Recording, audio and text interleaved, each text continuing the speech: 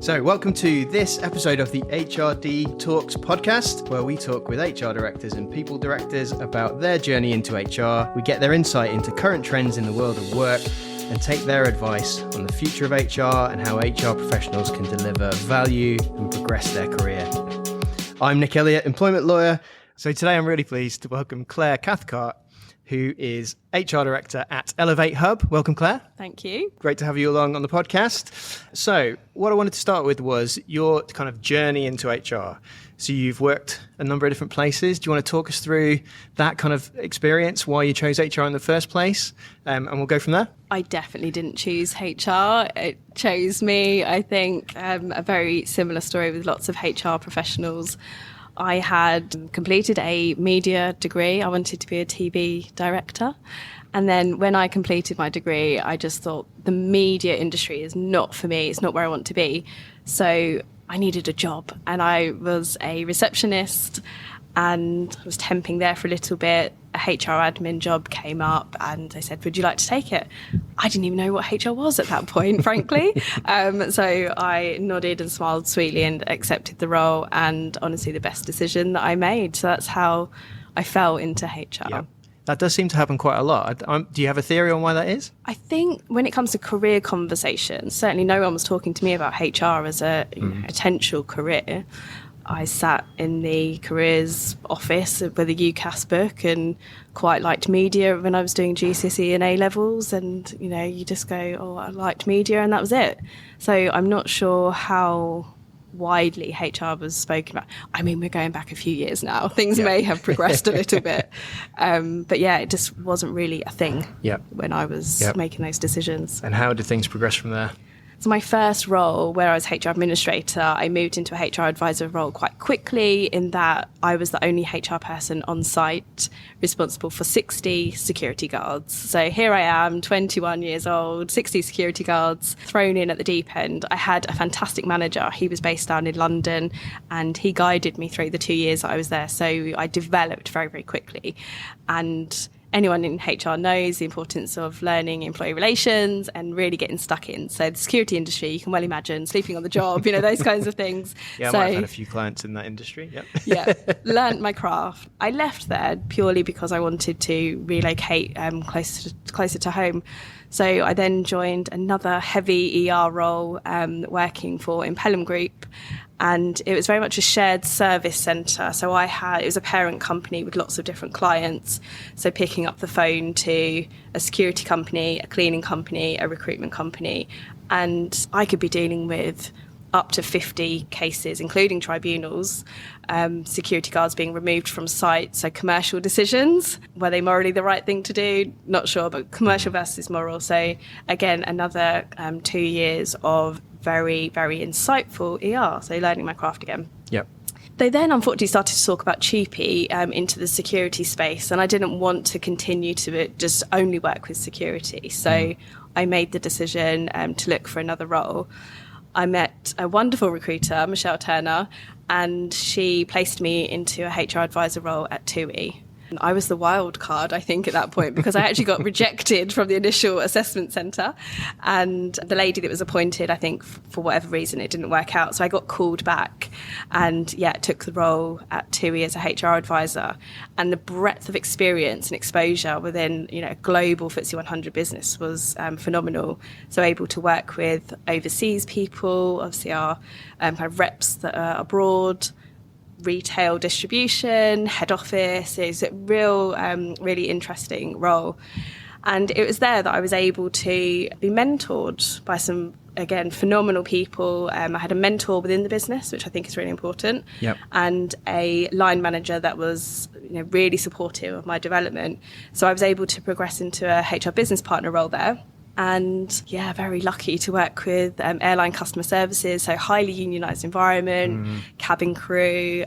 So a really exciting kind of big business partner role. So I was there for 7 years. I'm not sure where the years have gone. There's so many jobs.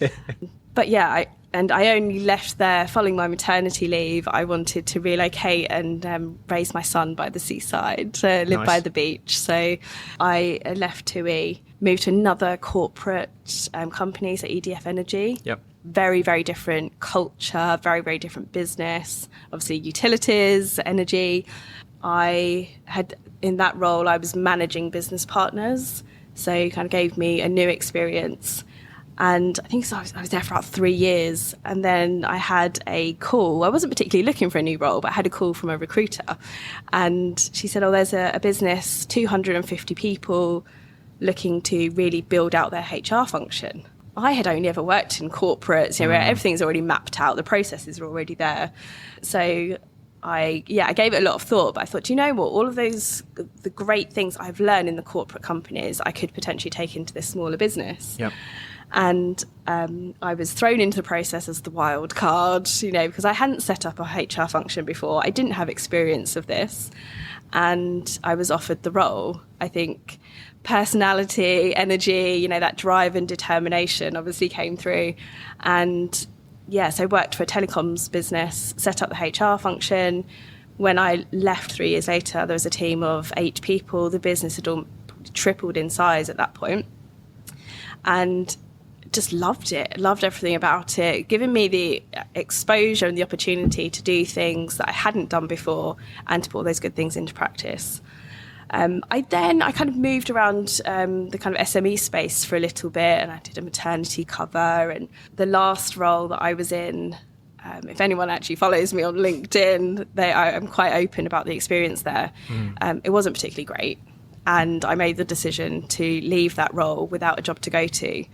And it was kind of during that transition time where I was looking for a new role and Elevate started to grow, that I then thought, maybe I want to go and do something completely different. So whistle-stop tour of my career. So that's 20 years, 17 years absolutely. In a couple of minutes. But It's been quite a journey. And obviously you gain experience from all of that. Is there one period of time that you kind of take the most from? Absolutely, TUI. And the culture there was absolutely high performing, focused on people's development, always doing the best for individuals. So when I worked there, and I don't know if it's actually different now, they didn't have a probation period. And this is, a year ago. Forget, the Employment Rights Bill, what's coming in with the changes there. Yep. So they're almost kind of the leaders in this stuff, no probation. So it was always a case of, we will follow the correct process and we will treat people fairly. We will always treat them consistently. And I think those kinds of values and that culture was really embedded within me, and it's very much how I work now. Obviously, we need to take commercial stances in HR for sure, but treating people fairly, consistently following a process, absolutely the way we should be doing things. So TUI was fundamental in my career. I think also the space between moving from an operational role into that strategic space, I think that's something that HR people struggle to do. Yeah. And I was very lucky that because of that performance culture and the opportunity to develop and grow, I found that a little bit easier because I did have that mentor and that supportive manager. Yeah. Great. And you obviously touched on Elevate, and I'm very pleased to have got to know you and become involved in it. Tell us about it. What is Elevate Hub? So the Elevate Hub is a place where HR people can join the community, ask questions, feel supported, and they can learn and develop their skills. They can grow their careers because they're surrounded by Elevate experts such as yourself, Nick, and by other HR professionals that will help them on their journey. And this came about because my LinkedIn following started to grow as I was talking about HR issues. Yep. And people were reaching out to me. I'm feeling lost. Can you help me with my CV? I've just been put at risk of redundancy. How am I going to feed my family? So, very raw conversations with people. And this was whilst I was working in a full-time job. People are reaching out to me. And I really felt there was a sense of people in HR needed help. I've been very lucky through my career that support has been there, but I'm very aware that there are HR people that are looking for development and they just aren't, they aren't getting it. So Elevate Hub was born simply because people were reaching out, they needed that community, they needed that support, and it's grown into this amazing community in a relatively short space of time, and people are growing and developing their careers, which is wonderful to see. Yeah. And what kind of trends? So obviously, I know the answer to this question because I have access to it all. But what kind of trends are you seeing at the minute in the HR world within that community? I think the overriding thing is the volume of work that people are experiencing for a variety of reasons. I mean, not least at the time of year. This time of year seems to just be bonkers in HR. But people working longer hours outside the 9 to 5. And I'm not sitting here saying that we shouldn't be doing that, but we just can't sustain it. We can't sustain working till 8, 9, 10 o'clock at night, working at weekends, and the feeling of being overwhelmed. And I'm having so many conversations with people that they're saying, I need to start looking for a new role. Come January, I have to do something different. I have to get out. And unfortunately, I'm seeing it more and more. And why do you think that is? Why has it got to that point? Is it a kind of post-COVID thing? Is it the impact of that? Still people exhausted from that period of time? Is it a change in expectations with business, cost cutting? Yeah, I think maybe a combination of all of those things. We're all aware of the redundancies that are happening across businesses, generally across the UK, especially with the Employment Rights Bill coming in. I think there's maybe some mild panic in some businesses, but the redundancies are now also creeping into HR, and I'm seeing HR people being made redundant, and particularly at the kind of administrator level. So HR departments are being asked to make cuts, find money from somewhere, and then the administration tasks don't go away. They're still there, but then that admin responsibility is moving to the advisor. It's moving to a business partner, and it's almost like they're doing two jobs, and it isn't sustainable for people. So I think the commercial side of it, trying to find the money. I think the redundancies that HR people are also having to manage. Yeah. They're also having to take people in the business through the redundancies. When it comes to COVID, I like to think we're 5 years on now. It was a little while ago. I don't think there's a huge impact on HR people right now, kind of post-COVID. I think it's more to do actually looking forward at things like the Employment Rights Bill, the changes that are coming, cost of living crisis that hasn't disappeared. That is still very much there. People are still struggling. So yeah, I've been having lots of difficult conversations in the last few months. And so we are today in London at Foyles recording the podcast, having been part of the Elevate Hub London meetup. One of the things that came out of that discussion was the kind of blurring of work and home. And at the minute, kind of a bit of a mandate to push everybody back.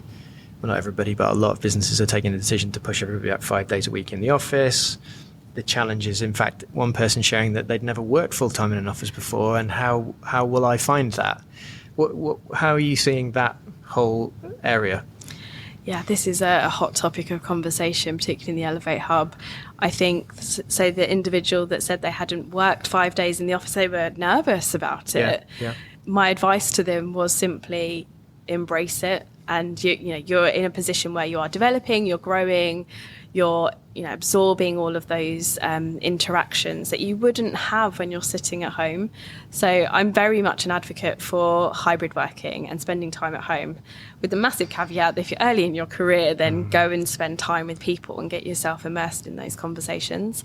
I think there was another individual that talked about working from home, so opening the laptop after the child has been put to bed. I can relate to that, massively. I'm sure many of us can. And I think it almost has become a habit for many that because I can open my laptop, I don't have to physically be in the office, I can open my laptop, I'm going to do it. And the question is really, if we find ourselves doing it, do we have to be doing that? Where is that pressure coming from? Is it the volume of work and your organisation that's putting that pressure on you, or is it coming from just the habit that you've created yourself and something that you want to do? Yeah. I'm guilty of all of these things, right? I definitely do it myself. A few of us might be. Yeah. So yeah, ideal world stuff. But I'm a huge advocate of hybrid working and finding flexibility. I started my early career in HR. I was in the office 5 days a week. It was pre-COVID and pre-pandemic, so I'm sure many of us were in the office. But the flexibility and the freedom and the more quality time with our families, I think has definitely come to the forefront. So yeah, hybrid working all the way for me. Yeah. I guess one of the challenges to that sometimes is that the people function should be with the people. What do you think of that? Yeah, it's a good challenge. And, I'm a massive advocate of the HR teams and the people functions, spending time with people in the business, for sure. One of the most important things as a HR professional is building relationships with people, without a doubt. Is that done? Do you do that better when you're face-to-face? Yes. Yeah, I'm not going to sit here and deny that. Can you build strong relationships virtually? Yes, you can. I've done both, Yep. But I think there is an argument that HR people should be present and should be visible, but equally we're dealing with a lot of work, and having that downtime where you aren't interrupted, where invariably you are if you're in the office.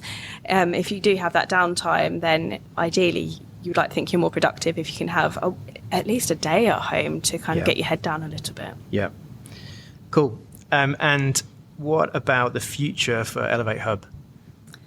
Big question, big plans, Nick. So the Elevate Hub has continued to evolve over the last year. It was launched on the 6th of January this year. And in that time, we have increased the number of Elevate experts we have. So our Elevate experts, like Nick, he's our employment law expert. We have recruitment, L&D, menopause. So people covering a range of topics in the HR space. I actually started promoting it as I would deliver one workshop a month and we'd have one guest speaker. Well, that hasn't happened. We're having a lot more. Certainly seeing a lot more events than that. Yeah. There's a lot more events than that. So it's continuing to evolve. I think at last count, we're up to about 70 members, which is beyond anything I kind of imagined. So yeah, definitely evolving and growing at a lovely pace. So what's next? We have the Elevate event coming up in March, which is... It's the first event for us. So it's small, it's very intimate. We have some amazing guest speakers coming along. So looking forward to seeing the first kind of London conference, which will be a big deal for me personally, but also great to get the Elevate Hub together.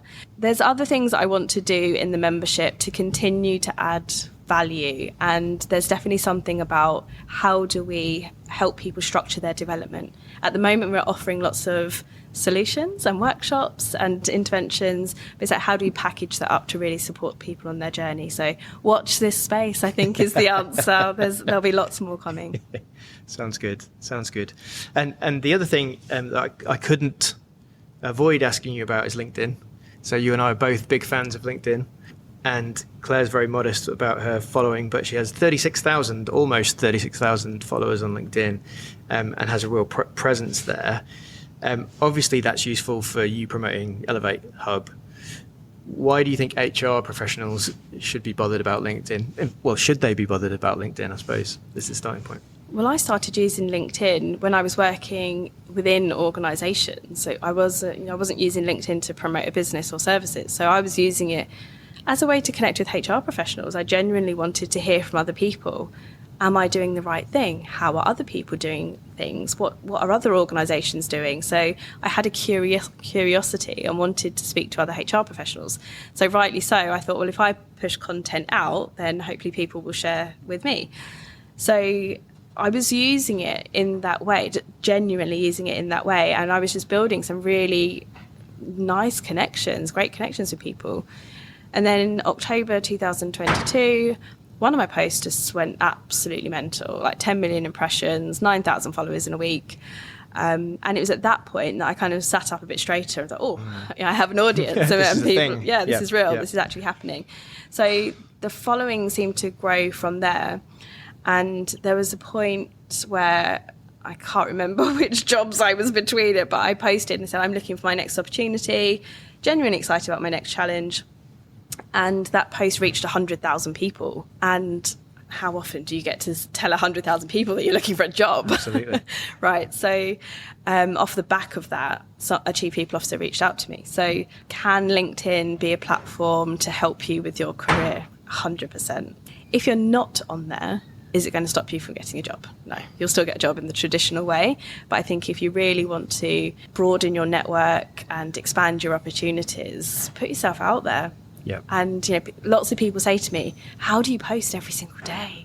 And my response to him is very simply, well, you're alive, aren't you? You're having experiences, so go and share them with the world. And if you work in HR, go and talk about some of those things. So obviously a massive advocate of LinkedIn. I think it's just a great opportunity for people. Yeah. And I think the other thing I often think is, particularly for job seekers, employers will look at it too, right? So certainly when I'm recruiting, checking a CV against a LinkedIn profile, it's kind of a standard thing. How active are they in that digital world can be important too. So yeah, I think they're definitely looking, and I've spoken to lots of people that have secured roles because of their LinkedIn and having a view and having an opinion. I know some people are reluctant to do that and questioning whether they should be posting things. I mean, I'm not sitting here saying go and post about all the ER cases you're working on, right? But if you're doing some, if there's some nice initiatives in your business that will support employee engagement, nothing wrong with shouting about those things. So yeah, I think it can definitely help people. Yeah, that makes sense. And then one of the other things that we focus on with the podcast is advice to the HR profession. And I think particularly given lots of what you've talked about, the kind of junior end of the profession, so people getting into it, looking at HR advisor or HR BP roles, you do a lot of work helping them with strategic thinking and that kind of side of things. What's your kind of 3-point plan for that? Gosh, my plans are I haven't prepped you for a 3-point plan, but even 2 would be fine. I think for HR professionals that want to develop, the key thing is knowing where you want to get to. So when I was in my 20s, early in my career, I was adamant I was going to be a HR director earning 6 figures. So that was my goal. Ridiculous. I was earning about 25k at the time, but big dreams.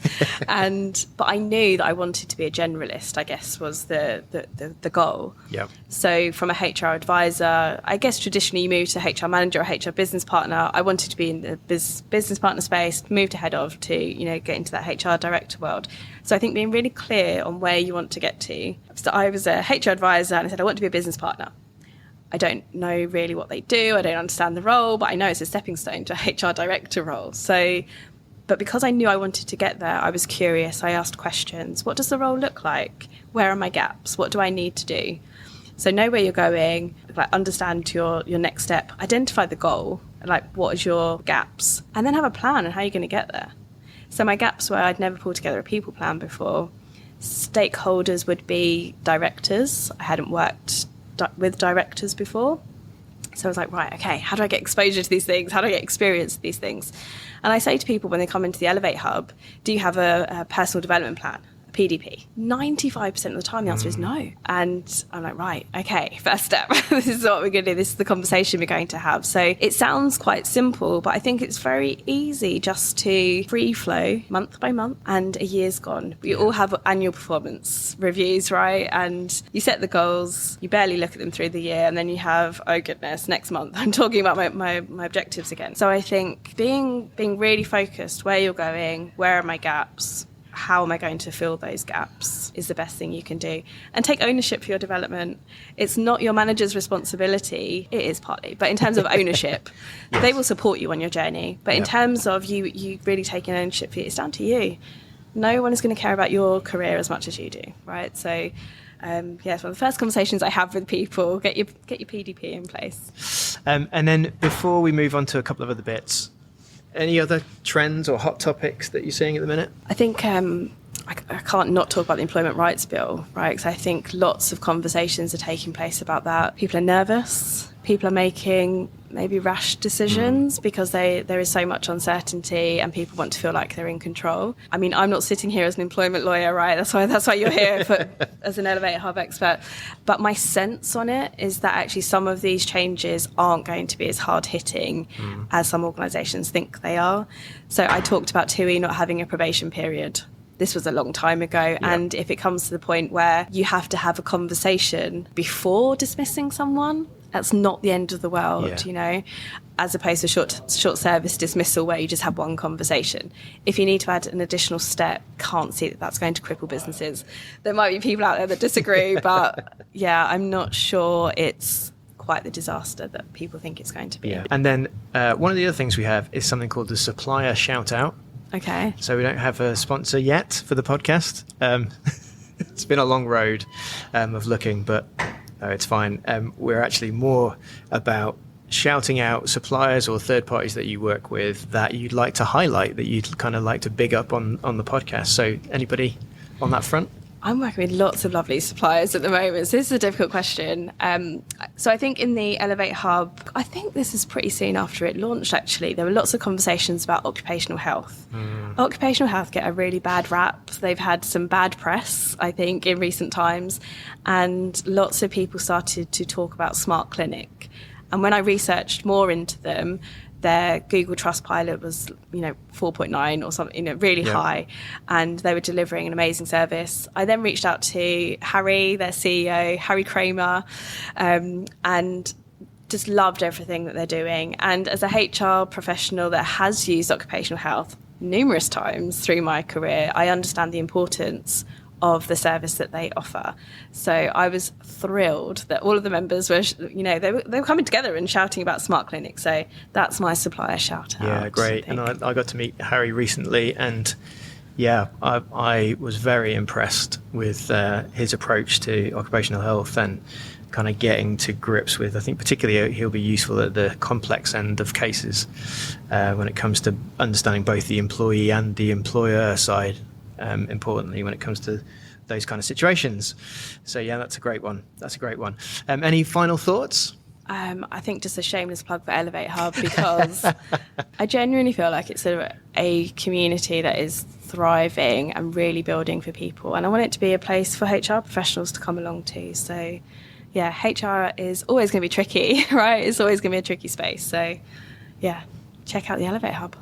That's great. I think a shameless plug is allowed. Thank you. As you don't have a sponsor yet. Great stuff. Thanks so much, Claire. It's been really good chatting. Thanks very much, Nick. Thanks for listening to this episode of the HRD Talks podcast. Hopefully you found the discussion helpful.